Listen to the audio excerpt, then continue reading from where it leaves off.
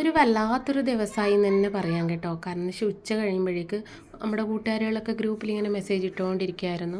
എന്നാൽ തീ ഉയരുന്നുണ്ട്, അവിടെ തീ കത്തി തീ കത്തിന്ന്. അങ്ങനെ ഞാനും മുകളിൽ ടെറസിൻ്റെ മുകളിൽ കയറി നോക്കുമ്പോഴേക്കും നല്ല കരി പോലുള്ള പുക വരുന്നു. അങ്ങനെ തന്നെ ചേട്ടനും എല്ലാ ആണുങ്ങളും പോയിട്ട് കുറേയൊക്കെ അവരവെല്ലാം കഴിയുന്ന വിധം അണക്കുകയൊക്കെ ചെയ്തു. പിന്നെ ഒരു 3 ഫയർഫോഴ്സൊക്കെ വന്നിട്ടാണ് ഇവിടെ തീ അണച്ചത്.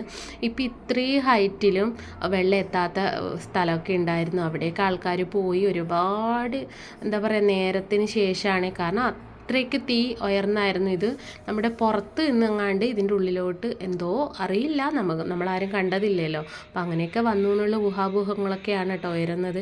പിന്നെ എല്ലാവരും ശ്രദ്ധിക്കുക. കാരണം എന്താ വെച്ചാൽ ഈ ഒരു ചൂട് സമയമൊക്കെ ചെറിയൊരു സ്പാർക്ക് മതിയെ വലിയൊരു നഷ്ടങ്ങളൊക്കെ സംഭവിക്കാൻ വേണ്ടിയിട്ട്. പക്ഷേ ഇത് ആൾക്കാർ കണ്ടതുകൊണ്ട് വലിയ കുഴപ്പമില്ല. ഇതിൻ്റെ തൊട്ട് സൈഡിൽ എന്ന് വെച്ചാൽ ഒരുപാട് വണ്ടികളൊക്കെ പാർക്ക് ചെയ്യുന്ന സ്ഥലമാണ്. അതുകൊണ്ട് തന്നെ പെട്ടെന്ന് എല്ലാവരും അറിഞ്ഞതുകൊണ്ട് വണ്ടിയൊക്കെ മാറ്റി. ഇതിന് മുന്നേത്തെ വർഷം ഇതേപോലത്തെ സംഭവം ഇതേ പ്ലേസിൽ തന്നെ ഉണ്ടായിരുന്നു.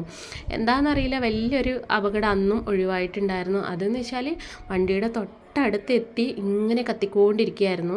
എന്തോ ഭാഗ്യത്തിന് അത് കണ്ട് ആൾക്കാർ വണ്ടിയൊക്കെ മാറ്റിയത് കൊണ്ട് അന്നും ഇതുപോലെ രക്ഷപ്പെട്ടു. അപ്പോൾ ഇതാണ് കേട്ടോ അതിൻ്റെ ആ ഒരു സ്ഥലം എന്ന് പറയുന്നത്.